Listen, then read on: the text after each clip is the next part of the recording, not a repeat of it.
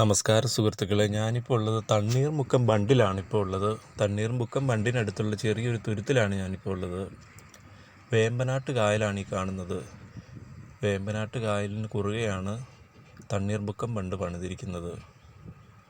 1400 metre നീളത്തിലാണ് Thanneermukkom bund പണിതിരിക്കുന്നത്.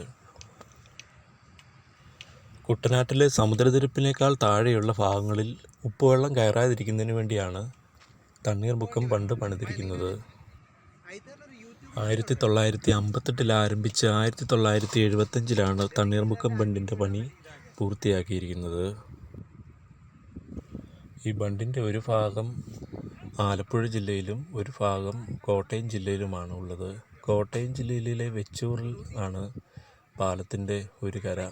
മറ്റേ കര ആലപ്പുഴ ജില്ലയിലെ തണ്ണീർമുക്കം എന്ന സ്ഥലത്തുമാണ്. ഡിസംബർ മാസത്തിൽ ബണ്ടിലെ ഷട്ടറുകൾ ഉയർത്തുകയും മെയ് മാസം ആകുമ്പോഴത്തേനും ഷട്ടറുകൾ താഴ്ത്തുകയും ചെയ്യുന്നു. ഇവിടെ സ്പീഡ് ബോട്ട് സഞ്ചരിക്കാനുള്ള ഒരു സൗകര്യമുണ്ട്. ഇവിടെ മണിക്കൂറിന് 500 രൂപയാണെന്ന് തോന്നുന്നു. വേമ്പനാട്ട് കായലിലൂടെ സ്പീഡ് ബോട്ടിൽ 1 മണിക്കൂർ സഞ്ചരിക്കാം. വേമ്പനാട്ട് കായലിൻ്റെ അധികം വീതിയില്ലാത്ത ഒരു സ്ഥലത്താണ് തണ്ണീർമുക്കം ബണ്ട് പണിതിരിക്കുന്നത്. അധികം വീതിയില്ലെന്ന് പറഞ്ഞാൽ 1400 മീറ്റർ നീളമുണ്ട് ഇവിടെ. എന്നാലും വേമ്പനാട്ട് കായലിൻ്റെ പരമാവധി വീതി ഉള്ള ഭാഗം എന്ന് പറയുന്നത് 14 കിലോമീറ്ററാണ് വീതിയുള്ളത്. ഇവിടെ 1400 മീറ്റർ നീളത്തിലാണ് ഈ തണ്ണീർമുക്കം ബണ്ട് പണിതിരിക്കുന്നത്. ഇത് മുഴുവൻ ചീനവലകളാണിത്. ഈ ഭാഗത്ത് ഒരുപാട് മത്സ്യക്കുഞ്ഞുങ്ങളെ നിക്ഷേപിച്ചിട്ടുണ്ട്. ലക്ഷക്കണക്കിന് മത്സ്യക്കുഞ്ഞുങ്ങളാണ്. ഇതിൻ്റെ സൈഡ് ഭാഗത്തു നിന്ന് നോക്കിയാൽ കാണാം, ഒരുപാട് മീൻ കുഞ്ഞുങ്ങളാണ് ഉള്ളത്. ഈ ഭാഗത്തൊക്കെ ആൾക്കാർ ചൂണ്ടയിടാനൊക്കെ ആയിട്ട് ഒരുപാട് ആൾക്കാർ വരുന്നുണ്ട്.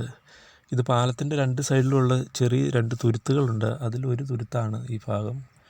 ഒരുപാട് ചൂണ്ടയിടാനൊക്കെ ആയിട്ട് ആൾക്കാർ വരുന്നുണ്ട്. ഇപ്പം നല്ല വെയിലുള്ള ടൈമാണ്, അതുകൊണ്ട് ചൂണ്ടയിടലുകാരൊക്കെ ഇപ്പം കുറവാണ്.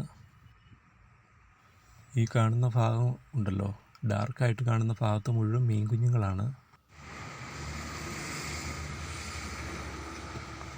ഉച്ച സമയമെല്ലാം നല്ല വെയിലാണ്. പരമാവധി ബണ്ടൊക്കെ കാണുന്നെങ്കിൽ രാവിലെ അല്ലെങ്കിൽ ഉച്ചയ്ക്ക് ശേഷമൊക്കെ ഇറങ്ങി.